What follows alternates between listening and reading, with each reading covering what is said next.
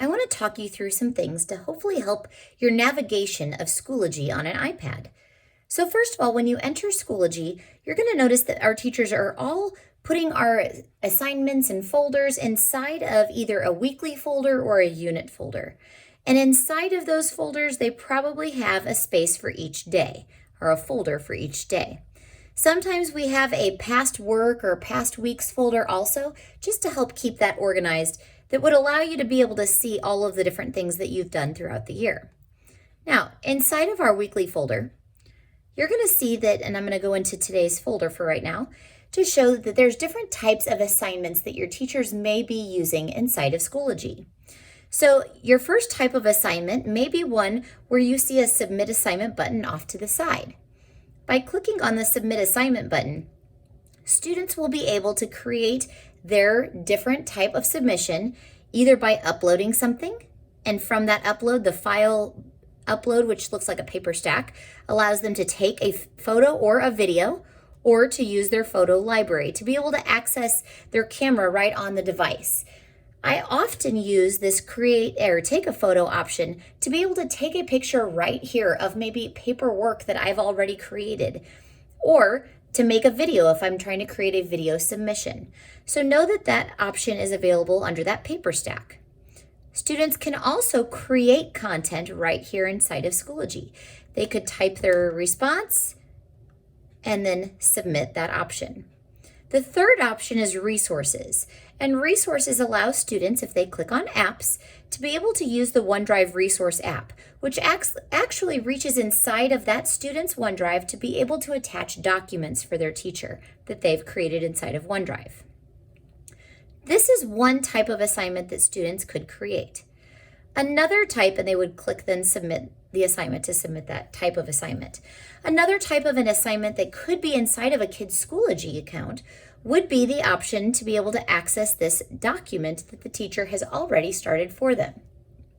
So inside of this one, what you're going to notice is pretty soon a document will appear in the space below. And once it does, and I always kind of give it a moment to actually populate, if I don't see it, I can always click up here as well. There it is. I can go ahead and click on that Word document, and then it's going to allow me to be able to work on that Word document through Word Online. So I would be able to then click and continue typing on this document for my teacher. In order to submit this one, I will want to make sure up at the top, once I minimize this, that it's saved, and then I could go ahead and close that tab to be able to then submit it for my teacher. One other option that I do have is to actually open it in the app of Microsoft Word. By launching that Microsoft Word app, I would then also be able to use a stylus to ink on that device as well. So as it opens, we'll see that it's making all the connections for me right now, that I also now have a draw tab, so I can actually ink on my device as well. So those are some different options in terms of submitting an assignment through Schoology. One other piece that I want you to be aware of, I went back one too many steps. Okay, and I'll go ahead and submit that assignment. Yes, submit. Another option of an assignment that you might see inside of Schoology, and I'm going to go back to my Tuesday folder to see this. And you'll notice that there's always these little breadcrumbs to be able to get back to things that I've been working on, is what looks like a little puzzle piece, and that's called an assessment. And an assessment does not have to be a straight up like actual test. This might just be a puzzle or a homework assignment that my teacher has put into this platform. Here's an example of one where I can actually ink directly on my screen. Don't have very good handwriting right now, but we'll pretend for a minute that that's exactly what I wanted it to look like. Once I've finished that type of an assessment, I can go ahead and click the review button and then finish once I'm done. And yes, we're going to go ahead and submit that piece. So that's another type of another thing that I could be using to engage within Schoology. Now I'm going to follow my little breadcrumbs back to my Tuesday folder. I've now completed everything inside of that Tuesday folder. I didn't submit my first one, but that's okay. But I want you guys to realize that those breadcrumbs always live there, and there's always this next arrow navigation. So if I just click next, since I'm inside of my folder, it should take me back to my thank you letter assignment. And if I click next again, it would take me to the next piece. So I just want you to realize that there's also this wonderful next arrow navigation. I just clicked something and I clicked next. Didn't really mean to. Another thing that I want to point out is if I always go back to the main course page, I do have off to the side now, I'm in the materials section. I also have a grades section. So inside of the grades section, I now can actually see all of the different assignments that I've completed.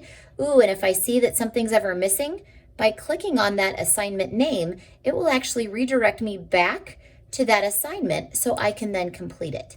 So there's some great new navigation that we've added within our Schoology page as well. This will always open a new tab, so I can close that tab once I've completed it to get back to my grade list.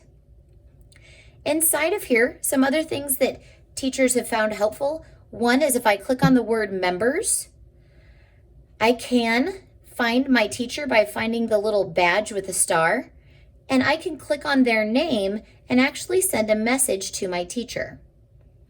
So the messaging through Schoology allows me to then just have that direct line of communication with my teacher and be able to send those messages and not have to go through email to get there as well. I'm going to go ahead and go back to, right now I'm inside, oh, it opened a new tab. I'm going to go back for a minute. I don't know. I'm going to go back to my course. I always love that within the courses, I can always go back to the course that I was in if I ever get lost. A lot of our teachers who are doing Teams meetings at home, this isn't a thing that every teacher does, but if we're doing distance learning, you'll often see a button to be able to join that live Teams meeting. Know that that's going to launch Microsoft Teams for you and give you the ability to be able to make that connection as well. I haven't joined online with that, so I'm going to go ahead and skip out of that for right now. Hopefully that gave you a good little navigation through some of the different spaces inside of Schoology.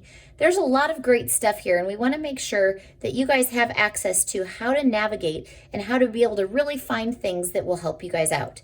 Notice that I'm going to have a list of upcoming events, but I would never want to just go straight to an assignment without going into the folder first, because that folder navigation may have other videos or other content that will help direct me as a parent or as a student in being able to find the information that we need.